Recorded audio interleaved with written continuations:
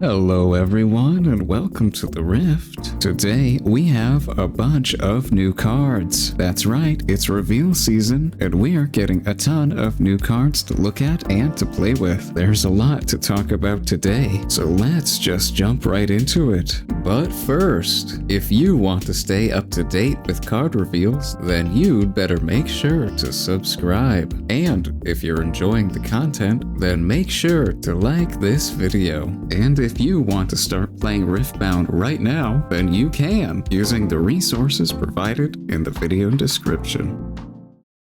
Oh boy, do we have some ridiculous cards today. The first one here is Invert Timelines, and I'll just say, this is the best card in the game so far. This is 3 energy and a purple power for a purple spell that says each player discards their hand, then draws 4, which is absolutely ridiculous because if you don't have any cards in your hand, you just draw 4. For 3 energy, I think this card is way too cheap for what it does. It should probably have been 4 energy. 4 energy to draw 4 makes sense to me. I don't know why this card costs less than that. Currently, with the cards we have revealed, Jinx is the best deck in the game right now. She's not so strong that she just wins every matchup. She has a lot of matchups that are pretty even, but she doesn't have a single losing matchup in the game right now. She is very strong, and this card kind of just breaks that. With this, I think she does have a winning matchup against every deck in the game. This card is crazy in Jinx. You can dump your hand super easily and super consistently and then just play this to draw 4 cards. And also, if you're playing against a deck that wants to stack their hand really big, like Kaisa or Leona, that want to have like 5+, 6+, sometimes 7 or more cards in their hand, this card just takes cards out of their hand. So it gets even more value on top of just drawing 4 cards. Absolutely ridiculous